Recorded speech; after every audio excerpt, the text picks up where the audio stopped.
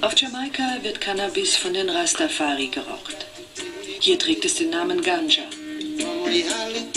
Herb is the sacrament of the Rastafari Church, and basically through studying the Bible.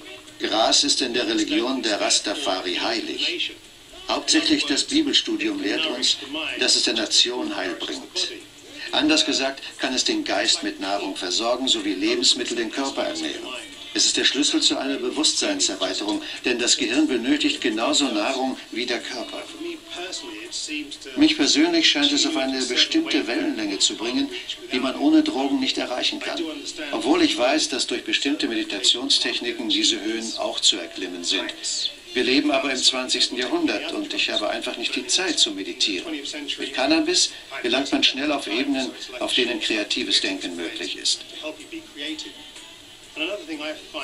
Ein anderer, wirklich interessanter Aspekt ist, dass durch das Rauchen und die Beschaffung von Cannabis Leute ganz unterschiedlicher Klassen und kultureller Hintergründe zusammenfinden. Dadurch kommt ein Gedankenaustausch zustande und dies wiederum setzt neue Entwicklungen in Gang.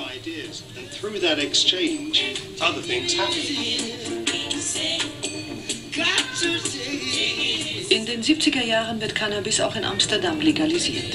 So wird Ben Dronkers der erste Millionär durch den legalen Anbau von Marihuana. Hallo. Mein Name ist Ben Dronkers. Ich heiße Sie auf Schloss Cannabis willkommen. Werfen Sie einen Blick in die Sensi Seed Bank.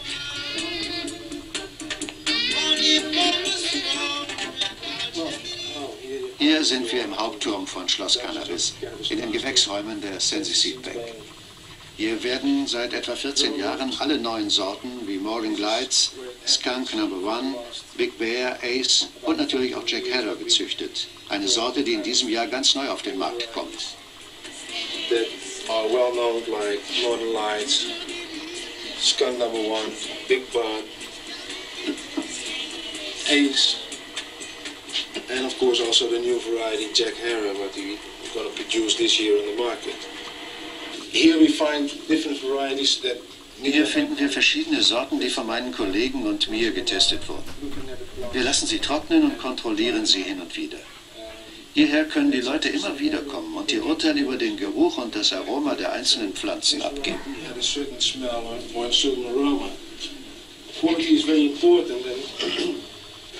Und das ist sehr wichtig für uns, um nicht zu sagen, es ist das Wichtigste überhaupt.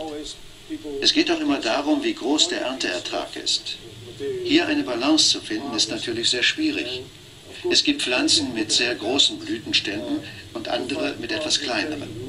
Aber selbst sehr kleinwüchsige Sorten wie diese hier sind für die Zucht vieler ertragreicher Arten, die auf dieser Seite zu sehen sind, äußerst wichtig.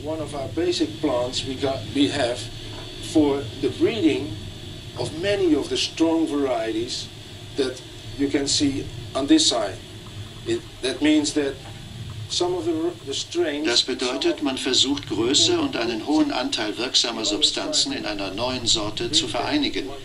Denn das ist letztlich das Produkt, das die Leute im Laden kaufen. Und deshalb ist guter Samen so wichtig. Wie jeder Bauer weiß, ist er die Basis für ein gutes Ergebnis. Ich denke, in der Sensi Seed Bank werden seit Jahren die weltweit besten Marihuana-Samen gezüchtet. Wir wollen auch den besten Samen auf den Markt bringen. Daran arbeiten wir hart.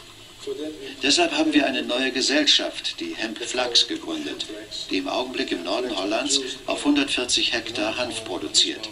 Im kommenden Jahr sollen es 1500 Hektar werden. Dieses Minimum wollen wir erreichen. Später müssen wir sicherlich noch mehr tun. That is the minimum we want to do, and for sure later on we will have to do more. From that material we have produced last year. Den Rohstoff, den wir letztes Jahr geerntet haben, verarbeiten wir im Moment nur zu Rohfasern und zu Holz. Das sieht dann so aus.